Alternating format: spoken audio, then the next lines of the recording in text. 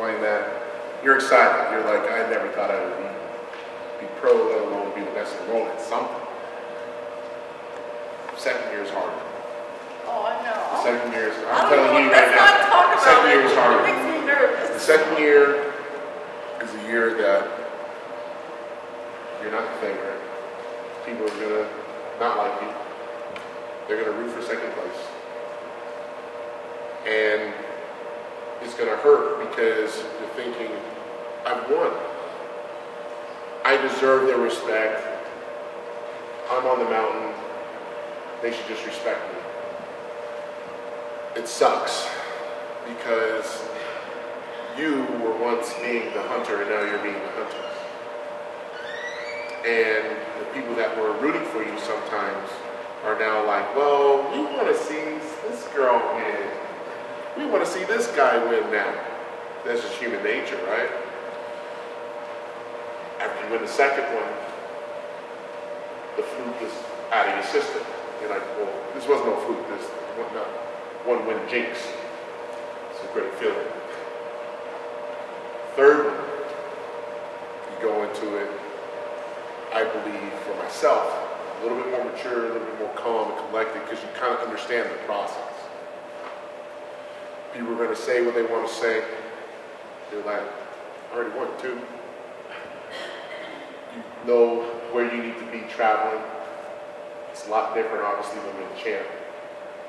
You can kind of request things a little differently because you are the champ. They want, people want to see you, promoters and whatnot, they want to see you succeed. So you can say, hey, Dave, I need to be, like for me last night. I got in last night at 9 o'clock, went to go grab something to eat. People follow me on Twitter. I was actually walking in the gym at midnight. Didn't go to bed till 4 a.m. because I still had food waiting for me at the hotel that I had organized, that I was able to get through the promoter. I was able to train. Got back at 2:30, showered, got cleaned up, and then ate, and then went to bed. And but that third one solidifies something that in all sports means the world to me. It's a legacy. It's a dynasty. Anyone that's won 3 in a row of anything walks into the building saying, something bad could happen to me tomorrow, but I won 3 in a row. And for me being Mr. Olympia, there's only 13 of us out of 50 years. Now for me, it's how many can I get? And you give yourself that opportunity as the years go on, knowing that now it's not necessarily about the competition. It's not about beating one person in the end. It's about beating them all. And reminding yourself that your hard work and dedication will be acknowledged once you decide that you can be the best. For you, it's only like, well, all you gotta do is be better than last year. Whereas everybody else is still trying to figure out the blueprint. You already wrote it. So now you just gotta make that one better, tweak it up a little bit better. And when you wake up in the morning, and this goes for everybody, when you wake up in the morning, you go to the restroom, get a snack, brush your teeth, and you wash your face, right? Do you really look at yourself in the mirror? I don't really think we do. We usually only do it when we went out on a Friday or Saturday night and got drunk. I look like crap. But do we really look at ourselves in the mirror and like what we see? Sometimes yes, sometimes no. For me, I look at myself in the mirror and say, there's a lot more work to be done. And when it comes to competition, I always ask myself, can I get better? Am I satisfied?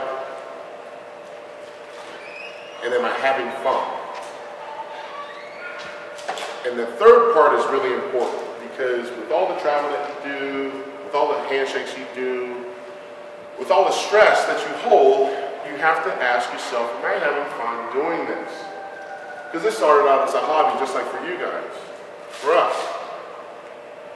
But no one's putting a gun up to our heads to make us do this, so you better enjoy it. And now, I enjoy it more because winning is fun. winning is fun. I'm sorry, I mean, some people want this politically correct answer. Winning is fun and losing sucks. I'm just sorry to say. I'm not going to go on here and say I'm happy to be here. Of course I'm happy to be here. I earned everything I got. Do I want to give that to another person? Hell no. So when you're training, you're not training to be worse. You're training to better yourself. So each and every person in here is training for 3 things they want. And I've said this a lot. We're trying to look a little bit better. We want to feel great. And we want to have hope that we can do it. So with that said, I mean, yeah, you're damn right. You know, when you get ready to go up and challenge yourself, that's exactly what you're doing. You challenge yourself so you can be the best on that contest day. Because she only has 2 hours. I only have 2 hours on that day to impress these panel of judges. And they only get to see us for a very short period of time. All that training, all that frustration or anger or whatever it is you're going through on a personal level don't really matter now. It's all about how you manage, you navigate it through life to yield this result. But that's bodybuilding, man. That's the coolest thing about bodybuilding is that any other sport you can try, you can go out and get drunk the night before and still score 20 points in a basketball game. You can't do that being a bodybuilder. You can't stay up all night and missing meals and this and that. You can miss meals. I did it. I played Division I basketball. We go out and go party and this and that, and then still go play. We lose. but, you know, we still played all right. Not in bodybuilding. Not in what we do. It's a commitment. It's not by luck, it's not by chance. This was exactly what we set out to do. She's setting out to win 2 in a row. I'm setting out to win again. It's not luck. It's not just dreaming and hoping and wishing and all this other stuff. We plan for this stuff. And that's why we're here, so that you guys can plan for whatever it is that you want in life. You plan. You plan for the beginning and you plan for the end. You're either a winner or you're watching someone else win. I won't call you a loser. But you're going to watch someone else win. And that should bother you. Not just in bodybuilding, but in life. Because you get one shot.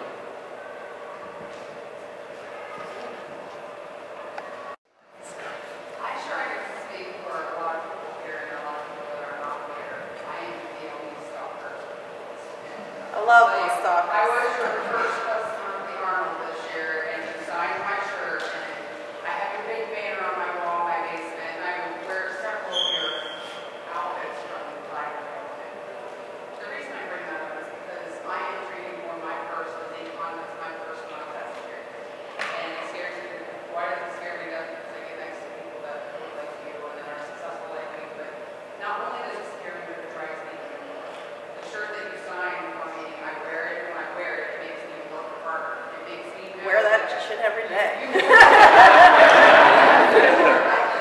Get you another one. Let me tell you, I have your band with such a well, and every time I see that, it gives me a little bit more push to do something to the next level. The question I have for you is, you are so successful at being this physique, and you're so successful at building this brand that, like I said, I can speak for a lot of people because I look around in these events and I see so many people wearing your brand, your family's brand, Rob's brand.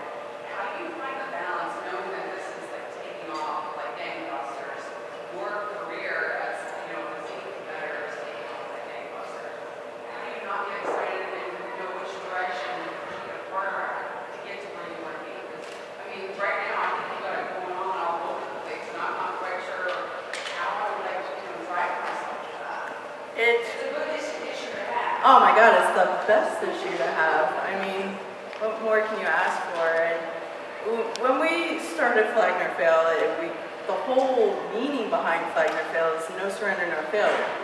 When we started it, we had no idea it would escalate to what it is today. Like, just him working outside in the middle of the night, like in our garage, like, and now we have like 25 full-time employees, a humongous warehouse with like cars, and we have a full gym. Like it's just grown, but it's because we work our asses off every single day, and we surround ourselves with people that are just like us.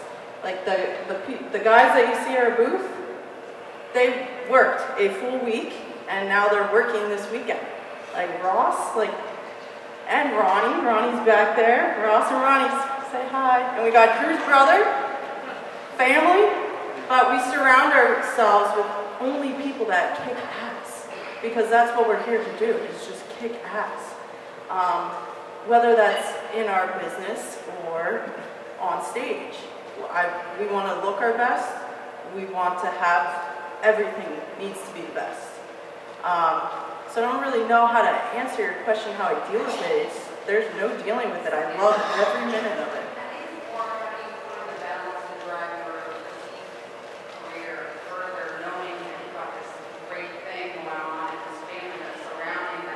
It works together, because guess what? I had a full-time teaching job 2 years ago. I no longer teach.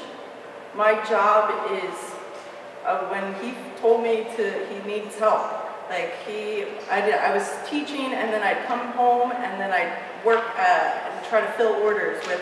We had like 2 full-time employees. Then we somehow talked Drew to leave his job and work for us, and so like it all started somewhere.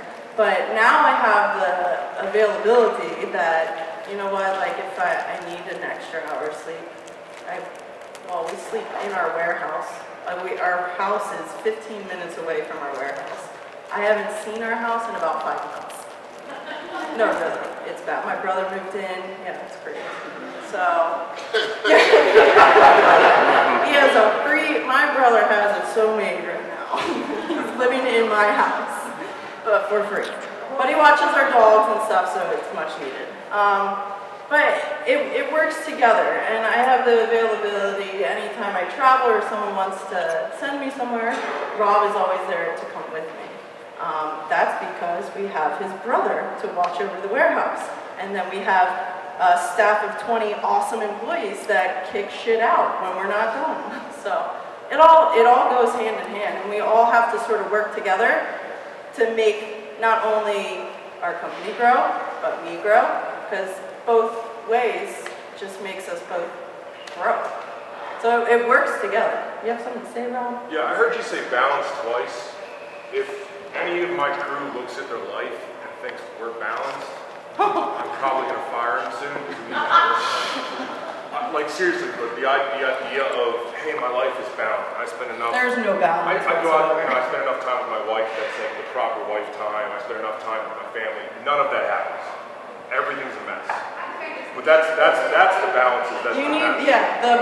The balance is there is no balance whatsoever. Yes. But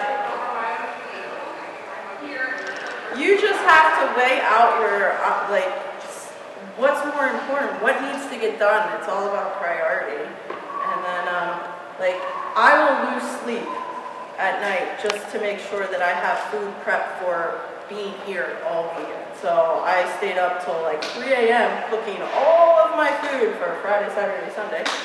And then I slept in a little bit, so because I'm at my warehouse, I sleep in a little bit. I make my own hours, so it sort of goes together. But there is really no balance whatsoever.